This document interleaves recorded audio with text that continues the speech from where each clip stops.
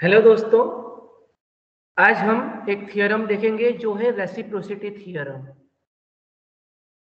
ये थ्योरम बहुत ही simple concept का है। इसके जो आइडिया है वो इतना सिंपल है कि आप मैथमेटिकली नहीं वैसे भी एक्सेप्ट कर सकते हो, लेकिन हम यहाँ पे इसको मैथमेटिकली वेरीफाई करेंगे। रेसिप्रोसिटी थ्योरम ये क्या करता है? It helps to understand interchangeability of voltage source and current in the given network. इसका मतलब ले लीजिए कि किसी जगह पर नेटवर्क है और वो नेटवर्क में एक ब्रांच में करंट फ्लो होता है जिसका रीजन दूसरी ब्रांच का वोल्टेज सोर्स है।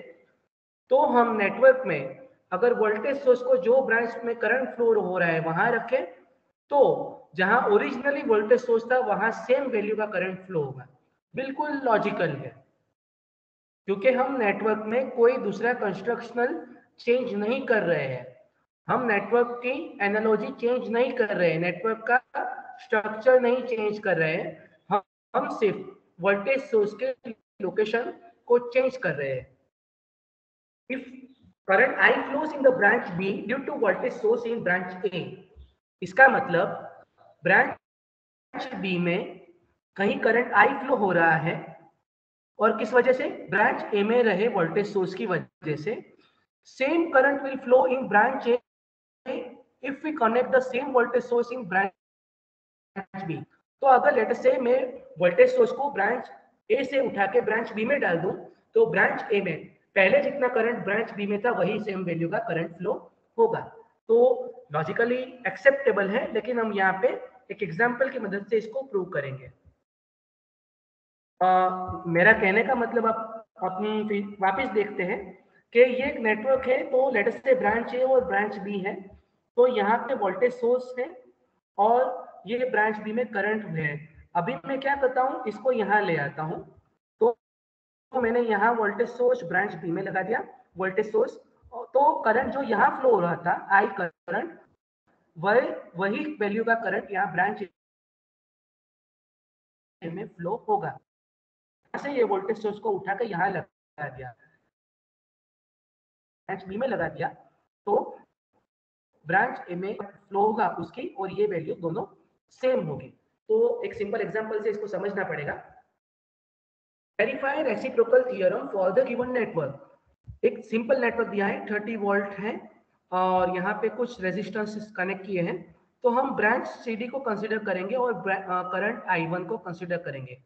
इसका मतलब दोस्तों ये है कि अगर मैं ये 30 वोल्ट है ये उठा के यहाँ डाल दूं ब्रांच सीडी में, तो यहाँ पे जो करंट, जहाँ पे ओरिजिनली वोल्टेज सोर्स था वहां पे जो करंट है वो सेम रहेगा। वो I2 और इनिशियली जो I1 सीडी में फ्लो हो रहा था दोनों सेम होगा। यहाँ मैंने क्या किया है, 30 वोल्ट को उठा के यहाँ डाल दिया, ब्रांच सीडी में डाल दिया ये। तो यहाँ जो करंट फ्लो होता था ये करंट, ये वैल्यू का सेम करंट यहाँ फ्लो होगा। ए बी में करंट फ्लो होगा जो पहले सीडी में फ्लो हो रहा था। तो हम इसको मैथमेटिकली देखते हैं। हमको प्रूव करना है I1 is equal to I2 है दोनों किस्सों के लिए। तो लेट अस चेक, I1 गिनते हैं। तो यहाँ पे आप देखिए 12 प्लस 8 20 दोनों सीरीज में है, 20 और 20 दोनों पैरेलल में है। तो 20 मल्टीप्लाई 20 डिवाइडेड बाई 20 प्लस 20 10 ओम हो जाएगा और 10 प्लस 8 सीरीज 18 हो जाएगा। तो I is equal to V by R 30 by 18 आएगा। देखते हैं दोस्तों, 12 ohm is in series with 8, 12 और 8 दोनों सीरीज में है। 12 plus 8 is equal to 20 ohm. तो मॉडिफाई हो जाएगी सर्किट इस प्रकार से। मैंने दोस्तों आपको हर बार कहा है, आप लोगों को जब भी नेटवर्क थियरी की मदद से कोई एग्जाम्पल गिनो तो हर एक स्टेप के लिए आप सर्किट ड्रॉ कर दिया करो, उससे आपको सर्किट में आगे एग्जीक्यूशन में इजी रहेगा। तो अभी क्या हो गया, यहाँ पे 20 और 20 दोनों पैरेलल हो गए। तो equivalent resistance multiplication divided by addition, और हमको पता है सेम वैल्यू का अगर पैरेलल में है तो हाफ हो जाएगा। ये 10 ओम आ गया आर इक्विवेलेंट। तो मॉडिफाइड सर्किट होगी 10 ओम प्लस 8 ओम, अभी सीरीज हो गया। तो ये हो जाएगा 10 प्लस 8 इज इक्वल टू 18। और करंट, टोटल करंट 30 ओम में से टोटल करंट कितना जाएगा, अभी 30/18 R V by R, V is equal to IR, I is equal to V by R, 30/18 ये हो गया 1.667।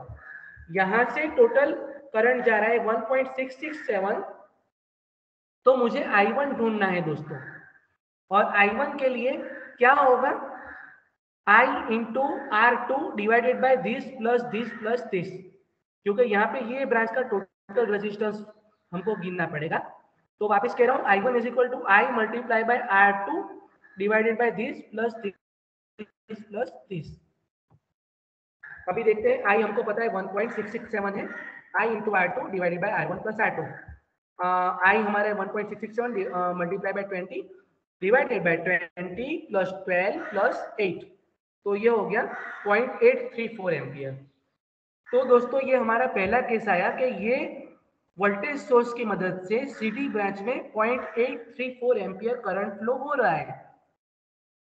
अभी हम क्या करेंगे, यहाँ वोल्टेज सोर्स लेंगे और ब्रांच AB का करंट I2 फाइंड करेंगे। चलिए देखते हैं। यहाँ पे 20 ओम और 8 ओम दोनों पैरेलल हैं। 20 multiply 8 divided by 20 plus 8, 160 divided by 28, 5.71। Circuit modify होगी तो ये 12 प्लस यहाँ पे आ जाएगा, ये दोनों निकल के 5.71 आ जाएगा। तो यहाँ पे तो तीनों सीरीज में है, 5.71 प्लस 12 प्लस 8 ये हो गया 25.71। तो सर्किट इस प्रकार बन जाएगी दोस्तों। सिंपल करंट हमको मिलेगा, total current I is equal to 30/25.71, 1.167। इसका मतलब यहाँ से टोटल करंट जाएगा 1.167, मुझे ढूंढना है I2। तो ये 1.167 multiply by 20 divided by 20 plus 8, I R1 upon R1 plus R2। ठीक है, I2 हमको ढूंढना है, तो देखते हैं। I हमारा 1.161 multiply by 20 divided by 20 plus 8, 0.834। देखिए दोस्तों, हमारा पहला केस याद कीजिए, ये पहला केस क्या था, इसकी वजह से जो I1 फ्लो हो रहा था वो भी था 0.834। अभी हमने वोल्टेज सोर्स इधर लगा दिया, तो यहाँ भी जो फ्लो है वो है 0.834। तो I1 is equal to I2। Hence हमने प्रूव किया कि रेसिप्रोसिटी थ्योरम सही है और मैथमेटिकली हम उसको वेरीफाई कर सकते हैं।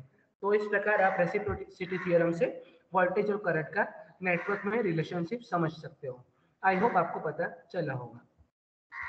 Thank you and keep learning.